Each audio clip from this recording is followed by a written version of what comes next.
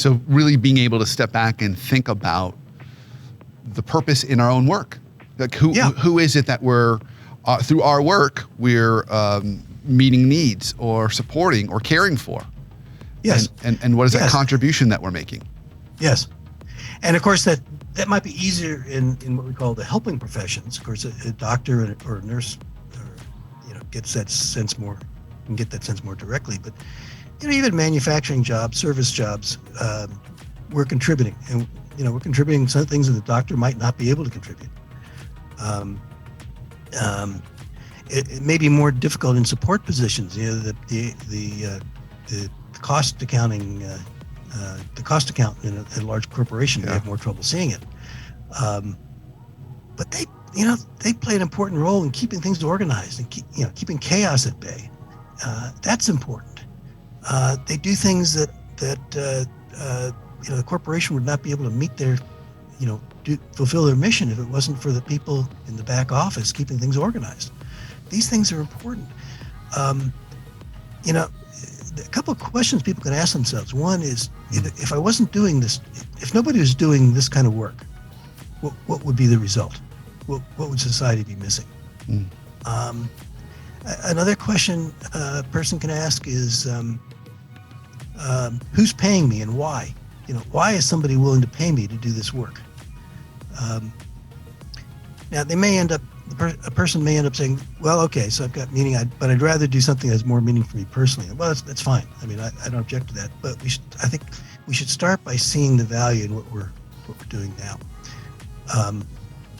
If I could extend that into a management issue a bit, managers and coworkers and I think it's important to work hard if you're in a management or leadership position to communicate to the people who you work with, who you work for, your suppliers, your customers, your coworkers, what contribution they're making, and that should be something that's always understood. We should be grateful to people, and I think that would help. There's a trap to avoid, though, in management, and as a corporate leader or an organizational leader of some sort. It's important that the people in your organization know the purpose and the mission of the organization. Okay? But the problem with people at the top talking about purpose too much or in the wrong way is sometimes it sounds like what they're really saying is, I want you to have more of a sense of purpose so you'll work harder. Okay? Oh, interesting. Or I want you to buy into this purpose. And we have to remember that when we talk about purpose, a large part of it has to do with individual agency. The individual, it's not really up to the individual to decide how purposeful or what their purpose is. And so for an organization, I think it's not that we want people to all accept the purpose that the CEO lays down. But I think we want to have, the goal should be congruence. I think individuals should feel like the purpose of my organization overlaps enough with my purpose so I can support it.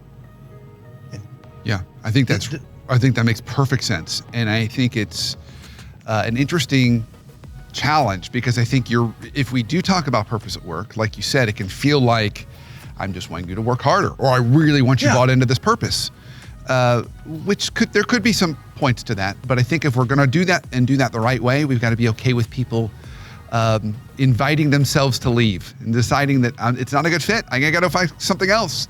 And then someone else that's drawn to your purpose. I think of, for example, Chick-fil-A. Chick-fil-A is a very purpose-driven organization.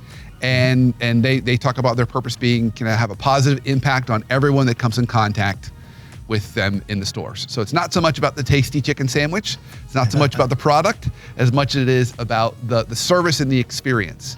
Yeah. And because they are so passionate about that, the people that go to work for Chick-fil-A are very much bought into that. And then there are plenty of people that maybe don't agree with Chick-fil-A or don't agree with certain stances or maybe their particular purpose, and they choose not to be part of that. So I think, to your point, if you're going to do that corporately, you've got to be okay with having some folks decide it's not a good fit, so you can make room for others that might decide it is a good fit. Yes, I think it's true. I think it's true. And at minimum, we can let people know that was a really good chicken sandwich you just made and somebody really enjoyed it. Yeah, it's true. Yeah. And, I'd settle for that. Yeah, that's right. That's exactly right.